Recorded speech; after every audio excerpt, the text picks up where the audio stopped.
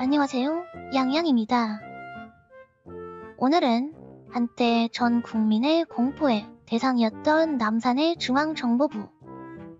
그 중에서도 가장 악랄했다고 평가받는 제4대 남산의 부장이자 박정희 정권의 2인자였던 김영욱 부장의 이야기를 해보려고 합니다.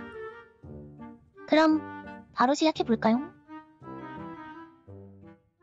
1961년 5월 16일 박정희 소장은 육군 장교들을 대동해 군사정변을 일으킵니다.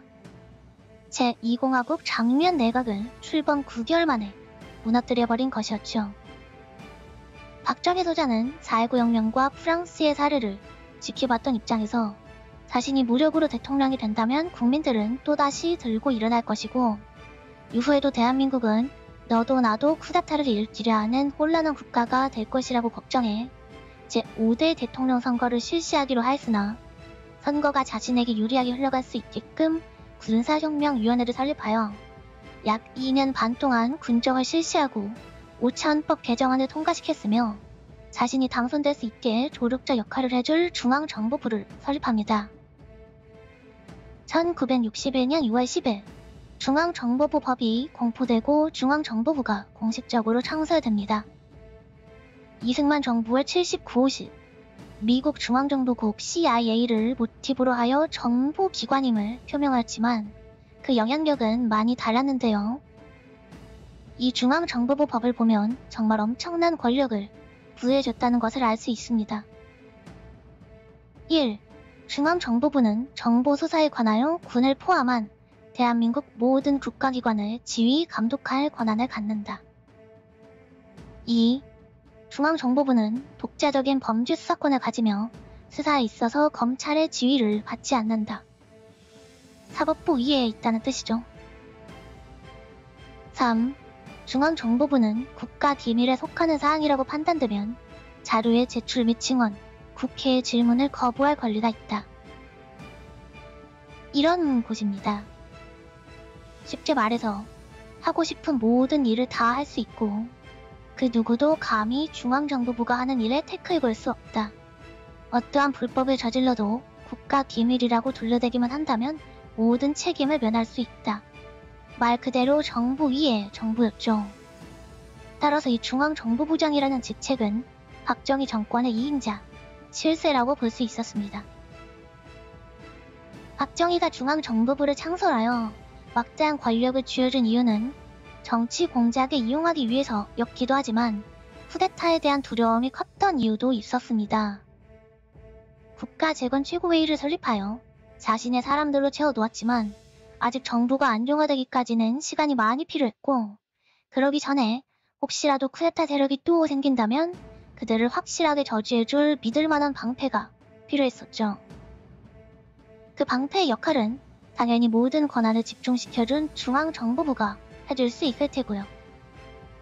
중앙정보부는 민간인 사찰, 미행, 협박, 납치, 고문의 테러까지 각종 정치 공작을 벌이며 박정희의 당선을 조력합니다.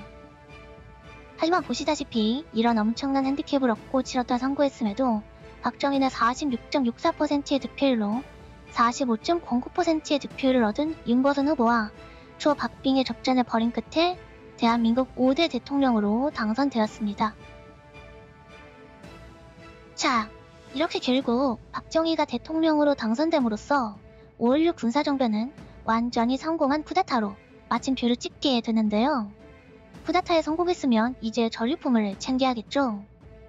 5.16 군사정변의 주축이 되었던 장교들은 645기와 648기 출신들이었는데요. 645기생들은 주로 지휘관, 8기생들은 주로 참모진에 있었죠. 쿠데타의 주축이 되었던 두 세력은 박정희가 정권을 잡은 이후에도 치열한 권력 다툼을 벌였습니다. 대표적으로 초대 중앙정보부장이었던 648기 김종필, 그리고 3대 중앙정보부장이었던 645기 김재춘은 남산의 부장 자리에 오르자마자 가장 먼저 주요 보직들을 자기 사람들로 채워 넣으려고 하였죠. 이렇게 치열한 파벌 싸움이 지속되고 있던 가운데 박정희 대통령이 이 싸움을 직접 끝내버립니다. 물론 645기는 김재춘, 정승화를 주축으로 5.16 거사의 핵심적인 역할을 했지만 근본적으로 쿠데타를 설계하고 박정희를 설득하여 킹메이커를 자처했던 인물이 648기 김종필이었기 때문에 박정희는 648기 쪽에 손을 들어주게 됩니다. 그 결과가 바로 5기 김주춘의 해임과 동시에 8기 김영욱을 제4대 중앙정보부장으로 임명한 것이었고, 이는 바로 치열한 권력 다툼 끝에 결국 648기 라인이 승리했다는 걸 상징하는 것이었죠. 네, 서론이 길었는데요. 이렇게 해서 박정희 대통령과 김영욱 중앙정보부장의 본격적인 동행이 시작됩니다. 김영욱 부장은 박정희 정권의 이행자이자 가장 실세라고 할 수 있던 중정부장 자리를 무려 6년 3개월이라는 기간 동안 대한민국 역사상 가장 오랜 기간 지켰던 인물입니다.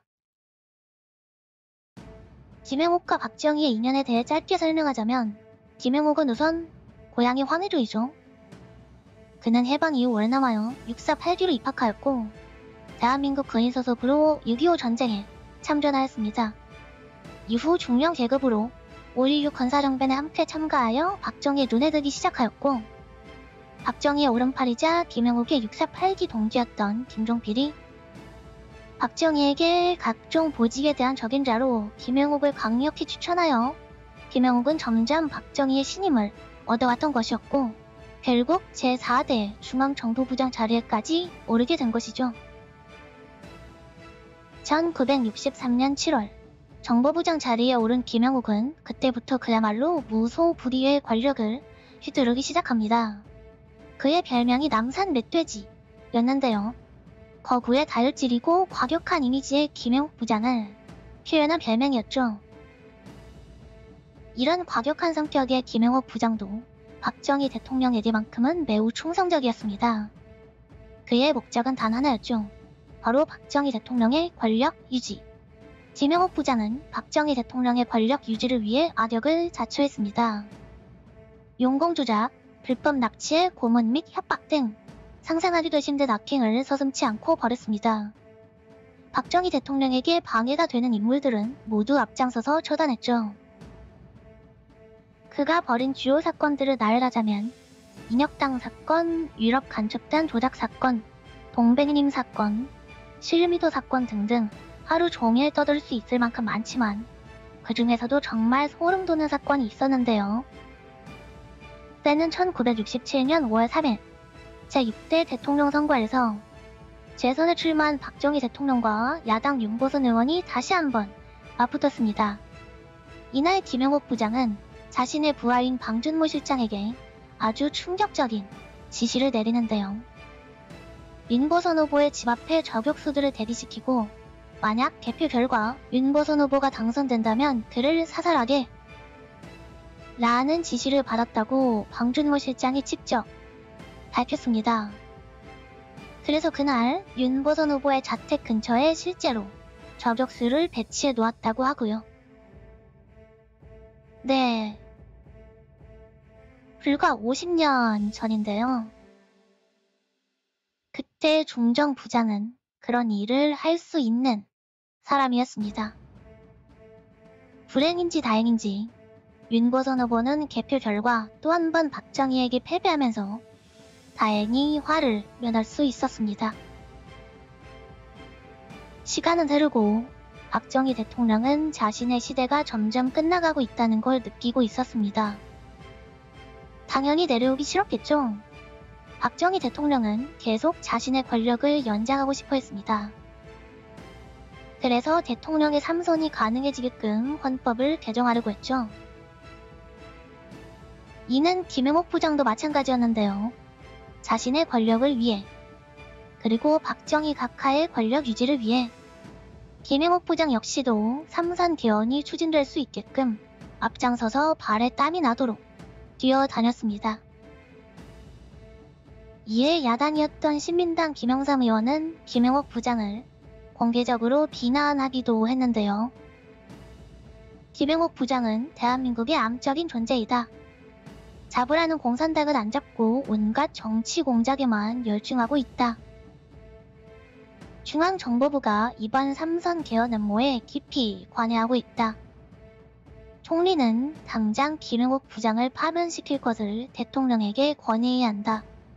라며 김영옥 부장을 향한 공개적인 비난을 했고, 같은 날인 1969년 6월 19일 저녁, 김영삼 의원은 자신의 자택 앞에서 무시무시한 테러에 휘말립니다. 당시 김영삼 의원은 차 안에 있었는데요. 수상한 남성 2명이 정체불명의 유리병을 들고 달려와 자신의 자동차 뒷문을 열려고 하자 위협을 느껴 즉시 운전사에게 급히 차를 출발시키라고 지시했습니다. 그러자 남자들은 달리는 김영삼 의원의 자동차를 쫓아오며 유리병을 투척했고, 자동차의 외부 페인트 칠과 아스팔트가 녹아내릴 정도로 위험한 테러를 당했습니다. 유리병 안에 들어있던 것이 강력한 산성물질인 질산이었던 것이죠. 사실 이 사건이 김영옥 부장이 사주한 일이라는 직접적인 증거는 없었지만, 하필 김영삼 의원이 김형옥 부장을 비난하는 공개 발언을 했던 날에 야당 의원 집 앞에서 이런 잔인한 테러를 벌일 수 있을 만한 사람이 마땅히 떠오르지 않죠. 그래서 김영삼 의원은 다음날 국회에 출석하여 이번 사건은 당연히 나를 죽이기 위해 중앙정보부에서 벌인 일이라고 주장했죠. 또 김영삼 의원과 마찬가지로 삼선 개헌을 반대하던 박종태 의원도 의문의 교통사고를 당하게 되는데요. 박종태 의원은 교통사고 직후 아직 사고가 났다는 사실을 그 누구에게도 알리지 않았는데, 중앙정보부 직원이 박종태 의원을 찾아와 치료비를 건넸다고 합니다. 이러한 사건들이 누적되자 국회에서는 중앙정보부에서 삼선 개헌에 반대하는 정치인들을 무차별적으로 테러하고 있다 라는 목소리가 커지기 시작했고, 이 상황을 지켜보던 개헌 반대파 이만섭 의원이 김형옥 부장과 이후락 비서실장을 해임시킨다면 삼선 개헌에 찬성하겠다 라는 제안을 해옵니다. 박정희 대통령은 이 제안을 받아들였고 결국 삼선 개헌은 통과되었습니다. 그리고 1969년 10월 박정희 대통령은 약속했던 대로 쓸모를 다한 사냥개를 이제 내쳐야만 했고요. 그동안 박정희 대통령 각하를 위해 온갖 더러운 일들을 도맡아 하고 누구보다 그에게 충성했으며 이번 삼선 개헌을 위해서도 가장 앞장서서 뛰었던 김영옥 부장 입장에서는 자신이 토사구팽 당하는 걸 받아들이기 어려웠겠죠. 이번 삼선 개헌 수고했어요. 각하, 감사합니다. 좀 쉬지 그래 박 부장. 여론이 안 좋아. 야당도 그렇고 여당도 난리야. 좀 살살 했어야지. 김영옥 부장은 절대로 쿨하게 정보부장 자리를 떠날 수가 없었습니다. 어째서일까요? 그는 그동안 엄청난 인권 탄압을 일삼은 박정희 시대 최고의 악역이었던 인물이기에 거리로 나가게 되면 적이 너무 많았죠. 그가 힘을 잃으면 보복하기 위해 이를 갈고 있는 사람들이 대한민국에 얼마나 많았을까요? 그래서인지 그는 1971년 제7대 대통령 선거에서 놀랍게도 야당이 했던 김대중 후보에게 선거 자금을 건네주는 황당한 일을 벌이는데요. 이게 얼마나 황당한 일이었냐면 그동안 민주화 세력들을 반정부 행위자들로 규정하고 매일같이 납치, 고문을 일삼았던 김형옥 부장이 그 민주화 세력의 핵심 인물이라고 볼 수 있던 야당 김대중 후보에게 선거 자금을 건네준 것입니다. 이 상황이 정말 아이러니하지 않나요? 저도 처음에는 자신을 버린 박정희에 대한 불만을 표출하는 시위 정도라고 받아들이고 아, 이건 좀 유치하다 라고 생각했었는데요. 그동안 자신이 만든 적들이 특히 야당 쪽에 너무나 많았기 때문에 자신이 모든 힘을 잃어버린 이 시점, 보복을 피하기 위해서, 살아남기 위해서 어쩔 수 없이 야당 김대중 후보의 끈을 잡을 수밖에 없던 것이 아니었나 싶기도 합니다. 그에게는 선택이 아닌 생존이었던 것이죠. 그리고 이 7대 대통령 선거에서 박정희 대통령은 김대중 후보를 꺾고 세 번째 왕좌에 오르게 됩니다. 네, 일단 여기까지. 아직 내용이 많이 남았는데 생각했던 것보다 영상이 너무 길어졌네요. 영상이 너무 길어지면 안 좋아하실 것 같아서 김행옥 부장의 다음 이야기는 2부로 따로 녹음해서 업로드하도록 하겠습니다. 그럼 감사합니다.